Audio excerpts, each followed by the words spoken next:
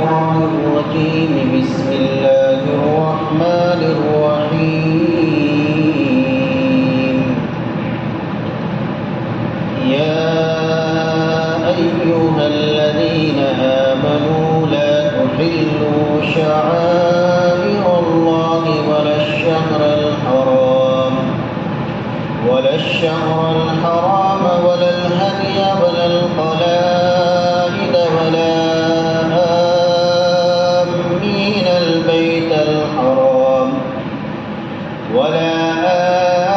آمين البيت الحرام يبتغون فضلا من ربهم ورضوانا وإذا حللتم فاصطادوا ولا يجرمنكم شنآن قوم أن صدوكم عن المسجد الحرام أن تعتدوا وتعاونوا على البر والتقوى ولا تعاونوا على الإثم والعدوان واتقوا الله إن الله شديد العقاب۔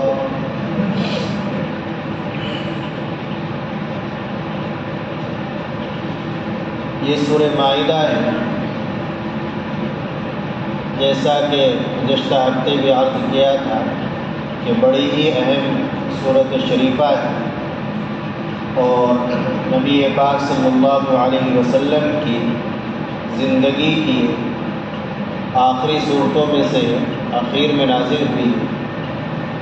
اس سورۃ شریفہ میں سب سے پہلا حکم دیا گیا ایمان والوں معاہدوں کو پورا کرو۔ تمہارے سے جو معاہدے ہیں، خواہ وہ معاہدہ تمہارا اور اللہ کا ہو یا تمہارا آپس میں ایک دوسرے کا ہو، تو تمام معاہدوں کو، تمام عہدوں کو، تمام وعدوں کو پورا کرو۔ چنانچہ اس معاہدے کو پورا کرنے کی ایک صورت اور اس کا ایک جز اس آیت شریفہ کے پہلے ٹکڑے میں بیان کیا ہے۔ اللہ نے فرمایا یا ایھا الذین آمنوا لا تحلوا شعائر اللہ۔ ترجمہ اس کا یہ ہے، اے ایمان والو، شعائر اللہ کی بے حرمتی نہ کرو، اللہ کی نشانیوں کی بے حرمتی نہ کرو۔ شعائر نشانی، علامات، مراد ہے اس سے شریعت کے احکام۔ مفسرین نے مختلف انداز سے شعائر اللہ کی تعریف کی ہے، سب کا خلاصہ یہی ہے کہ اس سے مراد شریعت کے احکام ہیں۔ اذان، نماز، روزہ، حج، زکوٰۃ، داڑھی، یعنی جو اسلام کی مخصوص نشانی، مخصوص علامت، آدمی کا مختون ہونا، ختنہ کیے ہوئے ہونا، تو اسلام کی جو نشانیاں اور علامت سمجھی جاتی ہے ان کی بے حرمتی نہ کرو۔ اسلام کی اور شعائر اللہ کی بے حرمتی کرنے کی کیا صورت ہے؟ اس کی 3 صورتیں۔ ایک صورت تو یہ ہے کہ آدمی اسلام کی نشانیوں کو بالکل ہی نظر انداز کر دے، اذان کو، نماز کو، روزے کو، حج کو، زکوٰۃ کو، داڑھی کو، اسلامی جتنی نشانیاں ہیں، جتنی علامات ہیں، ان تمام کو نظر انداز کر دے، بالکل ان کی طرف کوئی توجہ نہیں۔ اذان ہو رہی ہے، کوئی پرواہ نہیں کہ مؤذن کیا کہہ رہا ہے، اور مؤذن کے اذان کا جواب دینا، یہ اس کی کوئی پرواہ نہیں۔ یہ بھی اسلامی نشانات کی بے حرمتی کرنا ہے۔ اذان ہوتی رہتی ہے، ہم موبائل دیکھتے رہتے ہیں، موبائل چلاتے رہتے ہیں اور اپنے کام کاج میں مشغول رہتے ہیں، اذان کی طرف کوئی توجہ نہیں ہوتی، نہ اذان کا جواب دینا ہے اور نہ جس مقصد کے لیے اذان دی جا رہی ہے، جس چیز کا اعلان کیا جا رہا ہے، اس کی طرف کوشش، فکر اور توجہ ہوتی۔ تو یہ بھی ایک طرح سے شرعی احکام کی بے حرمتی ہے۔ جب اذان پڑھی جا رہی ہے تو اس وقت حکم یہ ہے فقولوا مثل ما قال المؤذن، مؤذن جو کلمات کہہ رہا ہے آپ بھی اس جیسے ہی کلمات کہو۔ بعض علماء کے نزدیک حنفیہ میں بھی احناف میں بھی ایک قول یہ ہے کہ اذان کا جواب دینا واجب ہے۔ سنت ہونے میں تو کوئی کلام ہے ہی نہیں، سنت تو سب کے یہاں ہے، لیکن بعض علماء کے یہاں اذان کا جواب دینا واجب ہے۔ اب اذان ہوتی رہے اور ہم جواب نہیں دیں تو گناہ گار ہوں گے اور ایک بڑے ثواب سے محروم ہو جائیں گے۔ تو اذان جب ہو آدمی اس کا جواب دے دو طرح سے، ایک جواب بالقول یعنی زبان سے جواب دے، جو کلمات مؤذن کہے وہی کلمات اذان سننے والا کہے۔ جب حی علی الصلاۃ حی علی الفلاح کہے تو اس کے جواب میں لا حول ولا قوت الا باللہ یہ کہے۔ اور دوسرا جواب دینا ہے جواب بالقدم، قدم کے ذریعے جواب دینا۔ اذان دی جا رہی ہے نماز کے لیے تو اذان سننے کے بعد بس نماز کی تیاری میں لگ جائے اور مسجد کا رخ کرے۔ صرف 15 منٹ کا فاصلہ رہتا ہے اذان اور جماعت کے درمیان، تو جب آدمی اذان ہوتے ہی نماز کے لیے چلے گا اور نماز کی تیاری کرے گا تبھی اسے جماعت سکون کے ساتھ مل پائے گی، ورنہ پھر جماعت ادھوری ملے گی۔ تو ایک صورت اسی طریقے سے ہر حکم کو لے لیں۔ ایک آدمی نماز ہی نہیں پڑھتا ہے تو وہ نماز کی بے حرمتی کر رہا ہے، یہ بھی نماز کی بے حرمتی کرنا ہے، نماز کو نظر انداز کرنا ہے۔ ایک آدمی روزے نہیں رکھتا ہے تو یہ روزے کی بے حرمتی کر رہا ہے اس کو نظر انداز کر کے۔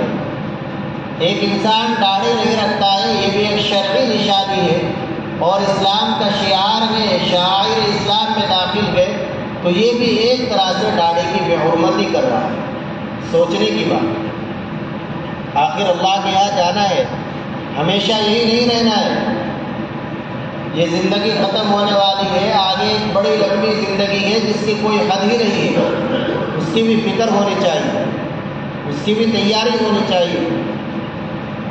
تو ایک صورت تو یہ ہے کہ شرعی جو چیزیں ہیں، شریعت کے جو احکام ہیں ان کو نظر انداز کرنا، یہ بھی ان کی بے حرمتی کرنا ہے اور ان کی توہین کرنا ہے۔ دوسری صورت علماء نے شاعر اللہ کی بے حرمتی کرنے کی یہ لکھی ہے کہ آدمی شرعی احکام پر عمل تو کرے لیکن ادھورا کرے، ناقص کرے۔ شرعی احکام میں تمام فرائض، واجبات، سنن سب آگے، یہ شاعر اللہ میں داخل ہے۔ تو آدمی نماز پڑھ رہا ہے لیکن ادھوری پڑھ رہا ہے، سنت کے مطابق نہیں پڑھ رہا ہے، تو یہ بھی ایک طرح سے نماز کی بے حرمتی اور نماز کی توہین کی ایک صورت ہے۔ نماز پڑھے تو ایسی نماز پڑھے جیسے نبی پاک صلی اللہ علیہ وسلم نماز پڑھتے تھے، سکون، اطمینان کے ساتھ، تعدیل ارکان کے ساتھ، سنتوں کی رعایت کے ساتھ مکمل نماز پڑھے۔ روزہ رکھ رہا ہے، گالی میں، جھوٹ میں، غیبت میں، واہیات میں، گناہوں میں مشغول ہے، تو یہ روزہ ادھورا روزہ ہوگا، اور یہ بھی کسی شرعی کام کو ادھورا کرنا یہ بھی اس کی ایک طرح سے بے حرمتی ہے۔ تو کوئی بھی کام ہو، شرعی کوئی بھی چیز ہو، اس کو نظر انداز کرنا یہ بھی اس کی بے حرمتی ہے، اور اس کو ادھورا ادا کرنا یہ بھی اس کی بے حرمتی ہے۔ اور تیسری صورت بے حرمتی کی یہ ہے کہ شرعی احکام کی، شرعی چیزوں کی شریعت نے جو حد بیان کی ہے اس حد سے آگے بڑھنا یہ بھی ایک بے حرمتی ہے، یہ بھی بے حرمتی ہے۔ شرعی چیزوں کو پورا ادا کرے، نہ آگے بڑھے نہ کمی کرے، تو ایک حد گئے اس حد سے متجاوز ہونا یہ بھی اس کی بے حرمتی کرنا ہے۔ نماز ہے، عشاء کی 4 رکعت ہے، کوئی سوچنے لگے کہ میں 5 پڑھ لوں، نماز ہی تو ہے، 1 رکعت زائد ہو گئی تو سجدے زیادہ ہو گئے، رکوع زیادہ ہو گیا، تلاوت زیادہ ہو گئی، تو شریعت اس کی اجازت دے کہ نماز ہوگی؟ نماز ہی نہیں ہوگی، نماز ہی نہیں ہوگی۔ تو یہ بھی ایک طرح سے بے حرمت ہے۔ جو چیزیں شرعی نہیں ہے اپنی طرف سے اور اپنی طرف سے ان کو دین سمجھ کر لازم اور ضروری سمجھ کر کرنا، تو یہ بھی ایک طرح سے شرعی چیزوں کی بے حرمتی کرنا ہے۔ تو اللہ تعالیٰ فرما رہے یا ایھا الذین آمنوا لا تحلوا شعائر اللہ۔ ابھی محرم کا مہینہ شروع ہونے والا ہے، انشاءاللہ پرسوں سے ہو جائے گا، تو اس میں بڑی ایسی چیزیں کی جاتی ہیں بہت سی کہ جن کا شریعت سے، قرآن سے، حدیث سے دور دور کا کوئی تعلق نہیں، اور افسوس یہ کہ ان کو دین سمجھ کر کیا جاتا ہے، حالانکہ وہ خالص بدعت ہے، غیر شرعی چیزیں، تو ان چیزوں سے بچیں۔ محرم یقیناً بڑا بابرکت مہینہ ہے، مقدس مہینہ ہے، اور اس کی تعظیم کرنی چاہیے، لیکن بس تعظیم کی بھی ایک حد ہے، اس سے آگے نہیں بڑھنا۔ اس سے آگے اگر بڑھیں گے تو پھر شریعت کے دائرے سے کھائیں، پھر یہ ایک طرح سے بے حرمتی میں داخل ہو جائے گا۔ تو خلاصہ اس آیت شریفہ کے جز کا یہ ہوا کہ ایمان والوں شرعی جتنے بھی احکام، فرائض، واجبات، سنن، ان سب کی تعظیم کرو، بے حرمتی نہ کرو۔ اور بے حرمتی نہ کرنا اس کی تین صورتیں، ایک صورت تو یہ کہ ان کو بالکل ہی نظر انداز کر دیا جائے، اور دوسری صورت یہ کہ ان کو ادھورا ادا کیا جائے، تیسری صورت یہ کہ شریعت نے جو حد بیان کی ہے اس حد سے آگے بڑھا جائے۔ تینوں صورتیں ہی غلط، تینوں صورتیں بے حرمتی کی۔ ایمان والوں شرعی قوانین کی اور شاعر اسلام کی بے حرمتی نہ کرو۔ ولا الشہر الحرام ولا الہدی ولا القلائد، اور نہ ہی بے حرمتی کرو معظم اور قابل احترام مہینے کی، اور نہ ہی قربانی کے جانور کی، اور نہ ہی ان جانوروں کی جن کے گلے کے اندر پٹے ڈال دیے ہیں، اور نہ ہی ان لوگوں کی جو بیت الحرام کا ارادہ رکھتے ہیں اور اپنے رب کا فضل اور خوشنودی تلاش کرنے کے لیے نکلے۔ اب یہ آیت شریفہ کے جو اگلے اجزاء ہیں ان کو سمجھنے کے لیے کچھ واقعات کو سمجھنا پڑے گا جو اس آیت شریفہ کے ورود کا اور نازل ہونے کا سبب ہے، ان کو شان نزول کہتے ہیں۔ کئی ایک واقعے مفسرین نے لکھے ہیں جو اس آیت شریفہ کے نزول کا سبب ہے۔ ایک واقعہ تو حدیبیہ کا ہے، حدیبیہ کا واقعہ جو ہے کہ سن 6 ہجری میں اللہ کے نبی صلی اللہ علیہ وسلم اور آپ کے ساتھ تقریباً 1000 صحابہ عمرے کے لیے نکلے، مکہ مکرمہ کے قریب پہنچے تو مکے والوں کو آپ علیہ السلام نے اطلاع کرائی کہ ہم عمرے کے لیے آ رہے ہیں، ہمارا کوئی جنگ کرنے کا، لڑائی کا ارادہ نہیں، اور ہم عمرہ کر کے واپس چلے جائیں گے، عمرے کا ارادہ ہے، صرف عمرے کے لیے آ رہے ہیں۔ لیکن اس پر وہ راضی نہیں ہوئے اور بڑی شرطوں کے ساتھ ایک صلح ہوئی اور ایک معاہدہ ہوا، بڑی شرطیں لگائی کہ ایک شرط تو یہ لگائی کہ ابھی احرام کھول دیں، ابھی آپ احرام کھول دیں اور آئندہ سال آ کر عمرہ کریں، اور آئندہ سال بھی جب آئیں تو بغیر ہتھیار کے آئیں اور صرف 3 دن کے لیے آئیں۔ اب یہ تمام ایسی شرطیں تھیں کہ ان کو سن کر حضرات صحابہ رضی اللہ عنہ کو بڑا جوش آ رہا تھا، اور ان مشرکین کافرین کی ایک نفرت دل کے اندر بیٹھ رہی تھی کہ ہم ایک اچھے کام کے لیے جا رہے ہیں، کوئی لڑائی کا ارادہ نہیں ہے، کسی طرح کا کوئی ان کا نقصان نہیں ہے، لیکن پھر بھی یہ ہمیں مکہ مکرمہ کے اندر داخل نہیں ہونے دے رہے ہیں، اور آئندہ سال کے لیے بھی اتنی شرطیں لگا رہے ہیں کہ صرف 3 دن کے لیے آئیں گے، کوئی ہتھیار نہیں ہوگا۔ تو یہ ایک عجیب سی بات ہے۔ تو ایک واقعہ تو یہ پیش آیا، ایسے ایک اور واقعہ پیش آیا، قرآن نے ان کو ایک واقعہ یہ پیش آیا کہ ایک مشرک کا حکیم بن ہند، یہ مدینہ منورہ کے اندر اپنا سامان لے کر آیا اور وہاں آ کر فروخت کیا۔ سامان بیچنے کے بعد جو کہ کچھ اس کا کچھ سامان بچا ہوا تھا اور اس کے جو آدمی تھے ان کو تو مدینے سے باہر کھڑا کر دیا اور خود یہ نبی پاک صلی اللہ علیہ وسلم کی خدمت میں آیا اور اپنے آپ کو مسلمان ظاہر کرنے لگا. تھا منافق، اندر کفر ہی تھا لیکن ظاہر کر رہا تھا اس مسلمان اپنے آپ کو. اللہ کے نبی صلی اللہ علیہ وسلم کو وحی کے ذریعے پہلے ہی اطلاع ہو گئی کہ آپ کے پاس ایک شخص آ رہا ہے جو منافق ہے، جو اپنے آپ کو بظاہر مسلمان کہے گا لیکن حقیقت میں وہ مسلمان نہیں ہے، اندر کفر چھپا ہوا ہے. چنانچہ یہ شخص جب یہاں آپ علیہ الصلوۃ والسلام کے پاس سے لوٹا بھی تو آپ علیہ الصلوۃ والسلام نے فرمایا کہ یہ شخص کفر کی حالت میں لوٹ آیا تھا اور غدار اور دھوکے باز بن کر لوٹا ہے. تو ہوا ایسا ہے کہ اس نے اپنے آپ کو صحابہ کے سامنے، مسلمانوں کے سامنے مسلمان ظاہر کر دیا اور پھر یہ مدینے سے نکلنے لگا. تو صحابہ کرام رضی اللہ عنہ کے اونٹ ایک جگہ چل رہے تھے تو ان جانوروں کو ہی لیتا گیا، چوری کر کے لے گیا.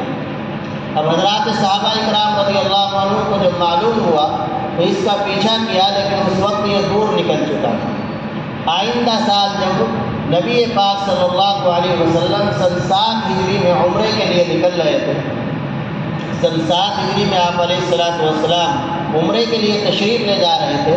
صحابہ کی ایک بڑی جماعت آپ کے ساتھ تھی. تو اس وقت ایک آواز سنی، لبیک لبیک اللہم لبیک، یہ آواز سنی.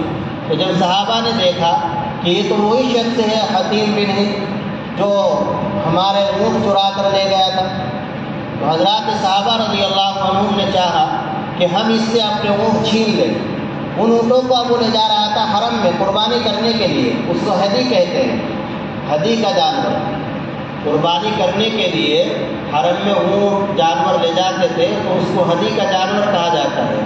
جسے حاجی قربانی کرتا ہے جس کی، تو کچھ جانوروں کے گلے میں پٹے بھی ڈال دیا کرتے تھے، یہ نشانی ہوتی تھی، ان کو قلائد کہا جاتا ہے. وہ جانور جن کے گلوں میں پٹے ڈلے ہوئے وہ نشانی ہو کہ یہ جانور حرم میں جا رہا ہے، اس سے کسی طرح کی چھیڑ چھاڑ نہ کی جائے. تو حضرات صحابہ کرام رضی اللہ عنہ نے چاہا کہ اس سے اپنے اونٹ چھین لے اس پر حملہ کرے، لیکن اللہ نے حکم دیا یا ایھا الذین آمنوا لا تحلوا شعائر اللہ ولا الشہر الحرام ولا الہدی ولا القلائد. کہ یہ آدمی نکلا ہے، اس نے پہلے کیا کیا ہے اس کو چھوڑ دو. ابھی جو نکلا ہے یہ بیت اللہ کے ارادے سے نکلا ہے. جن جانوروں کو لے کر جا رہا ہے حرم میں ذبح کے لیے لے جا رہا ہے، تو لہذا اب کسی طرح کی کوئی بھی حرمت نہ کرو، کوئی حملہ نہ کرو، جانور کو نہ چھینو.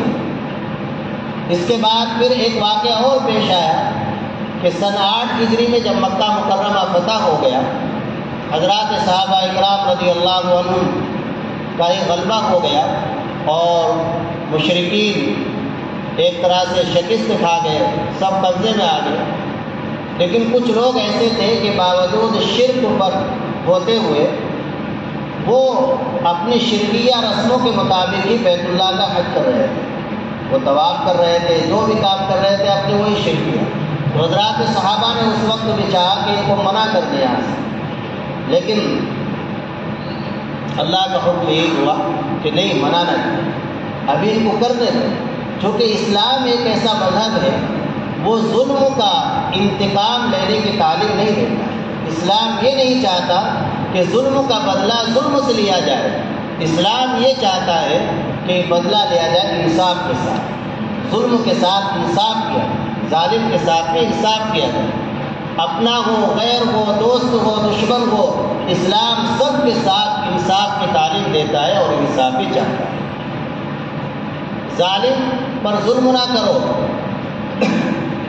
اسلام کا حکم یہ ہے کہ ظالم کو ظلم سے روک دو، یہ اس کی مدد ہے. تو اللہ نے حکم دیا کہ ایسا نہ ہو کہ جس طریقے سے تمہیں انہوں نے سن 6 ہجری میں مکہ مکرمہ سے روک دیا تھا تو تم بھی اب روکنے لگو، تو پھر اسلام اور کفر میں کیا فرق رہ جائے گا. اسلام اس کی تعلیم نہیں دیتا. اسلام تو عفو کی، معاف کرنے کی، درگزر کرنے کی تعلیم دیتا ہے.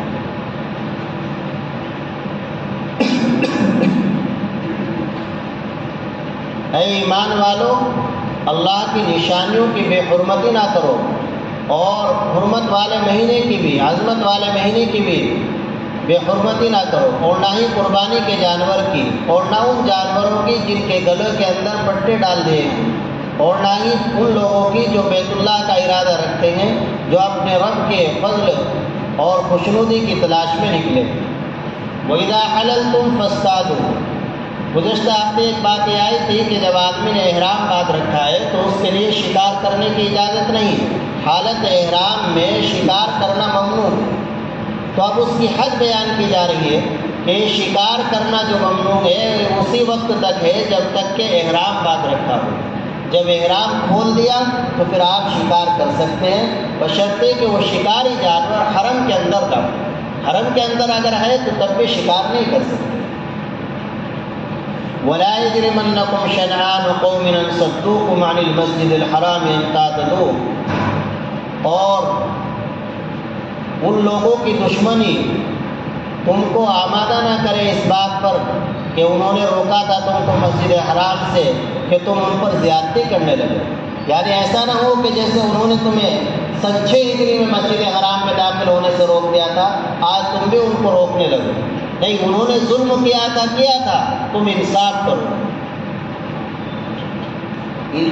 شریعت کی تعلیم یہی ہے کہ آدمی کسی بھی حالت میں ہو، غصے کی حالت میں ہو، خوشی کی حالت میں ہو، سامنے والا دوست ہو، دشمن ہو، کوئی بھی ہو، اس کے ساتھ انصافی کرے۔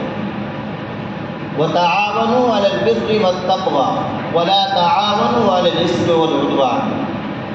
ایک حکم اللہ تعالیٰ نے یہ دیا ہے کہ نیکی کے کام میں اور تقوی کے کام میں ایک دوسرے کا تعاون کرو۔ تعاون، ایک دوسرے کی مدد، تناصر، ایک دوسرے کی نصرت کرو۔ آپ اگر غور کریں گے کہ پوری دنیا کا نظام ایک دوسرے کی مدد پر ہی چل رہا ہے۔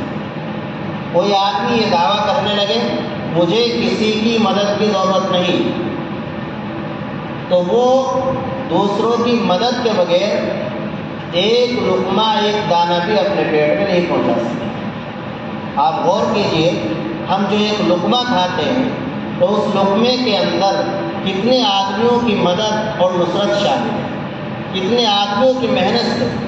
ہم ایک دانہ نہیں اگا سکتے، اسے ہم پیس نہیں سکتے، روٹی نہیں بنا سکتے۔ کسی نے کھیتی کی، کسی نے اس کو اگایا، کسی نے کاٹا، کسی نے اس کو نکالا، کسی نے اس کو شہر میں پہنچایا، پھر چکی میں پہنچایا، پھر وہ روٹی بنی، پھر جا کر وہ اس لائق ہوا کہ وہ لقمہ ہمارے پیٹ کے اندر پہنچا۔ تو پورا نظام ہی ایک دوسرے کی نصرت، ایک دوسرے کے تعاون، ایک دوسرے کی مدد پر چلتا ہے۔ امیر آدمی فقیر کا محتاج ہے، فقیر امیر کا محتاج ہے، اللہ کا نظام۔ دکاندار گاہک کا محتاج ہے، گاہک دکاندار کا محتاج ہے۔ اللہ نے انسانوں کو ایک دوسرے کا محتاج بنایا، اور جسے اللہ نے جس کام میں لگایا اس کام کو اس کے لیے آسان بھی کر دیا، اور اس کے لیے اس کو اللہ نے مرغوب بھی بنا دیا۔ اسے اس کام میں مزہ آتا ہے، وہ مزے سے اس کام کو کرتا رہتا ہے۔ مزدور کو مزدوری کرنے میں مزہ آ رہا ہے، مزے سے کر رہا ہے۔ ہم جو آدمی مزدوری نہیں کرتا ہے تو اگر وہ مزدوری کرنے پر لگ جائے نہیں کر پائے۔